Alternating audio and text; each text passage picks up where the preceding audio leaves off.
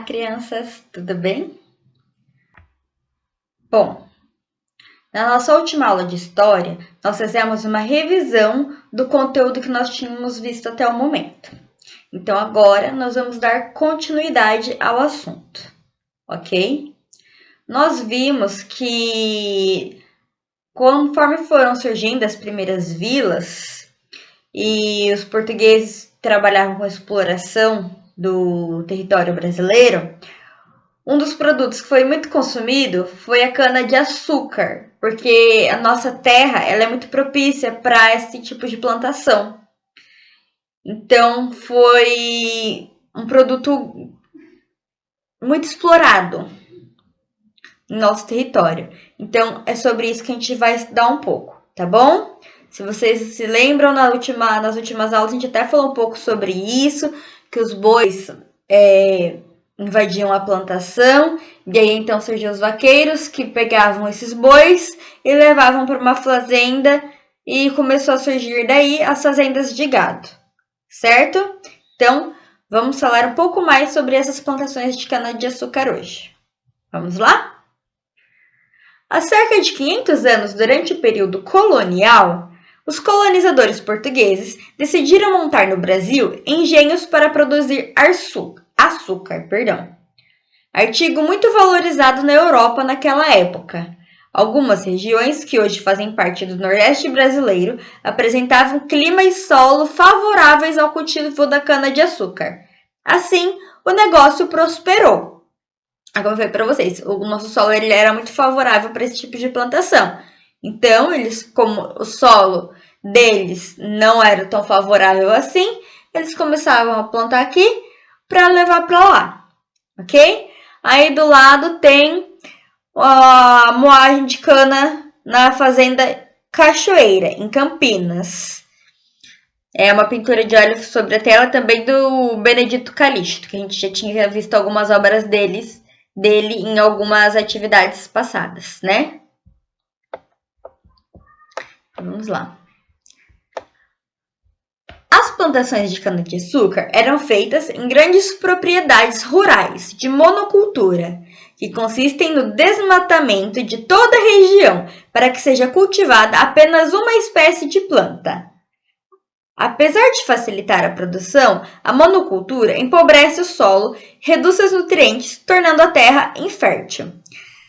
Lembra nas aulas de ciências que a gente estudou sobre o solo, onde eu falei para vocês que conforme a gente for fazendo plantações em um solo, a gente tem que trocar, não pode toda hora plantar trigo, tem que ser uma hora eu planto trigo, outra hora eu planto milho, cada hora eu planto uma coisa naquele solo. Por quê? Cada tipo de vegetação, cada tipo de planta que eu coloco ali, consome um tipo diferente de nutriente.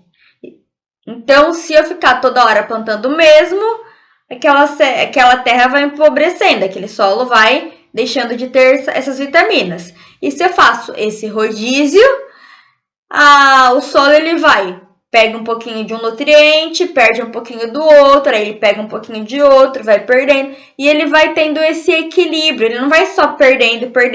Ele perdeu um pouco desse nutriente agora, mas ele vai ganhar na hora que plantar outra coisa. Então, vai havendo esse equilíbrio, coisa que não fazia nas plantações de cana-de-açúcar, porque eles só plantavam cana atrás de cana, certo? Para trabalhar nas plantações e nos engenhos, os portugueses escravizaram populações africanas, que eram enviadas ao continente americano por meio de um intenso tráfico de pessoas.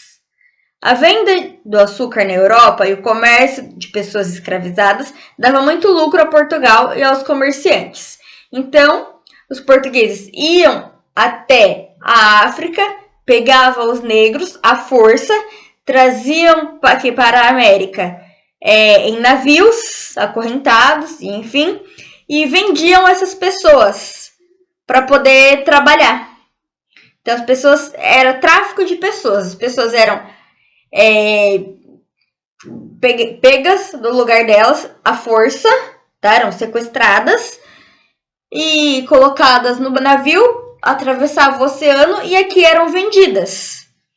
Então, como eles não pagavam nada pelas pessoas, porque eles as sequestravam e aqui recebia por essas pessoas, para que essas pessoas trabalhassem para eles, os portugueses começaram a ganhar muito dinheiro com isso. Então, cada vez mais foi havendo escravos e isso foi se tornando comum no nosso país, infelizmente. Na década de 1570, de cerca de 60 engenhos foram construídos no território brasileiro, mas esse número seria 4 vezes maior em menos de 100 anos. Apesar de passar por diversas instabilidades de mercado, a produção de cana-de-açúcar sempre esteve entre as mais importantes atividades da nossa economia colonial. Aí, tem uma perguntinha para vocês responderem, na qual diz: por que o governo português resolveu cultivar a cana-de-açúcar no Brasil? Então, o que fez com que eles plantassem a cana-de-açúcar aqui e não no território deles? Então, tem que prestar atenção no texto, na explicação, para conseguir responder, tá bom?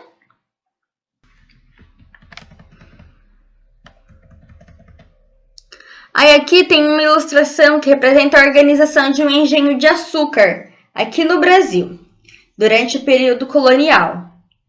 Então, aqui tem uma capela, que é a igreja onde ocorriam as cerimônias religiosas.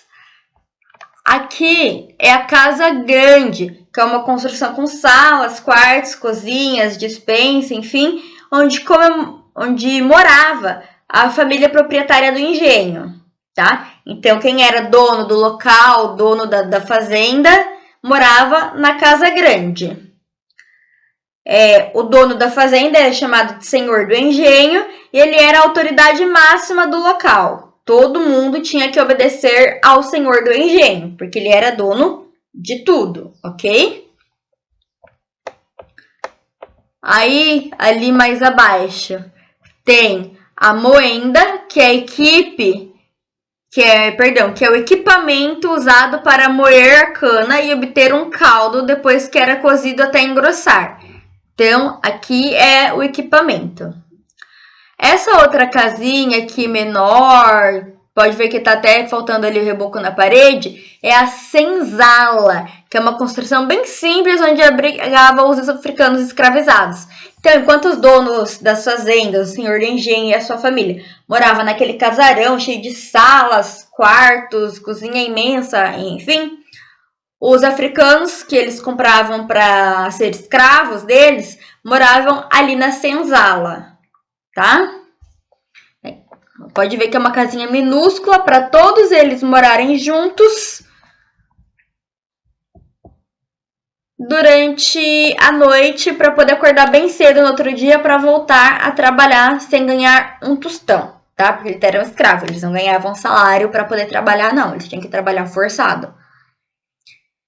E aqui é o jiral, que é a armação que as formas de açúcar secavam. Então, depois que era cozido, a cana era cozida, ela passava lá por aquele equipamento para extrair o caldo, e aí depois, naquela armação, as formas de açúcar ficavam secando para poder importar o açúcar, tá bom? E aí temos ainda o trabalho na lavoura. Nas plantações de cana-de-açúcar, os africanos escravizados realizavam atividades pesadas, como derrubar a mata, preparar o solo, plantar, colher a cana, cortar lenha, construir cercas e poços. Eles dormiam amontoados na senzala, até porque vocês viram que era uma casinha muito pequena para a quantidade de pessoas. Local onde moravam sem condições de higiene e nem conforto. Os africanos eram submetidos a várias formas de violência, como castigo físico e até a morte. Eles não suportavam essa situação e por isso muitos fugiam. Alguns eram recapturados e sofriam com mais castigos. Então, eu falei para vocês que eles foram sequestrados da África, trazidos para a América, vendidos e eram obrigados a trabalhar para os senhores do engenho que compravam eles à força, sem ganhar um tostão, e ainda morar todos os negros escravizados naquela casinha minúscula, amontoados, sem a menor condição de higiene, enfim.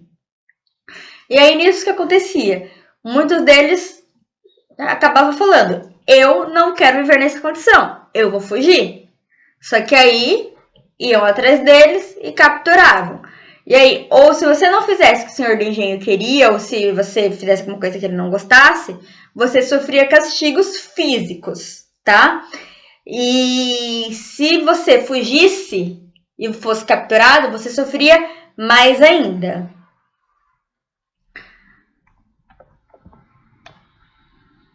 E aí a gente vai falar sobre essa resistência que eles tinham à escravidão. Porque eles não queriam trabalhar de graça para alguém, eles queriam voltar para a terra deles, certo? Então, olha lá.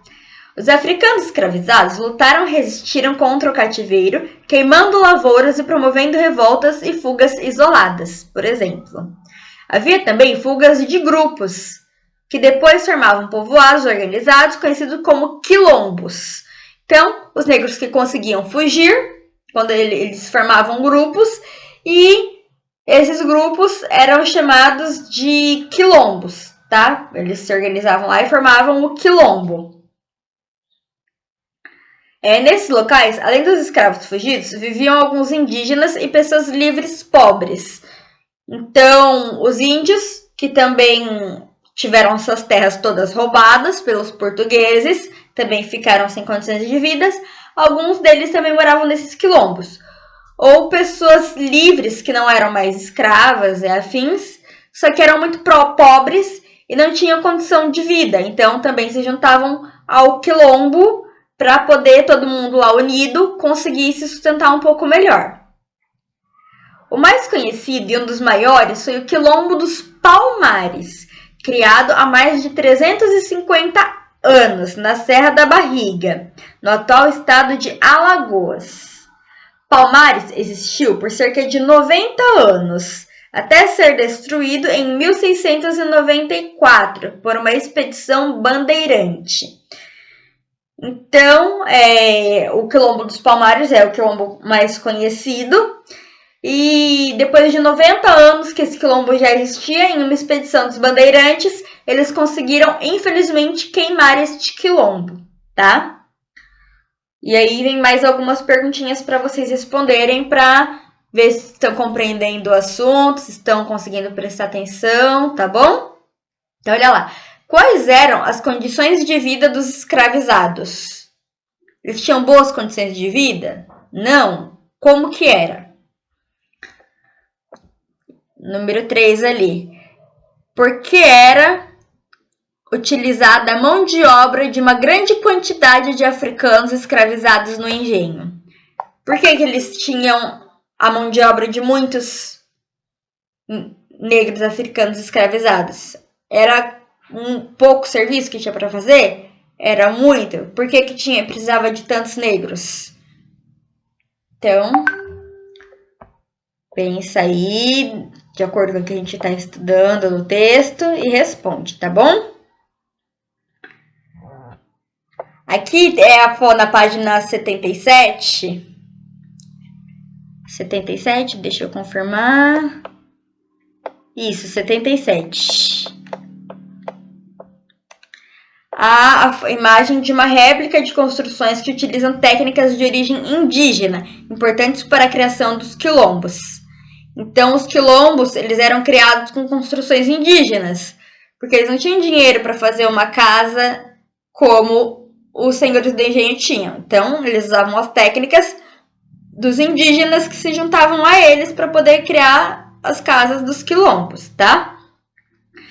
Aí a imagem do Parque Memorial do Quilombo dos Palmares, porque existe um memorial a esse quilombo, tá? E aí é uma imagem dele. E fica no município da União dos Palmares, lá no estado do Alagoas. E essa foto foi tirada no ano de 2015, mas quem for para Alagoas consegue visitar esse memorial, tá? E aí, mais 2 perguntinhas para a gente finalizar o assunto de hoje. Cite algumas formas de resistência contra a escravidão praticada por africanos escravizados. Então, como eles resistiam à escravidão, eles falavam não quero. E de acordo com a imagem que eu mostrei para vocês do quilombo, ele se trata de uma construção de mais de 300 anos ou é uma construção atual? O que você acha? Por quê? Que você acha que é uma construção atual ou que é uma construção antiga? Fala e justifica, tá bom? Bom, e por enquanto é isso. Hoje a gente viu um pouco mais sobre a produção de cana-de-açúcar no Brasil e como que os negros eram escravizados. E nas próximas aulas a gente vai dando continuidade a este assunto, tá bom? Então eu vou ficando por aqui. Um beijo e até a próxima aula. Tchau, tchau!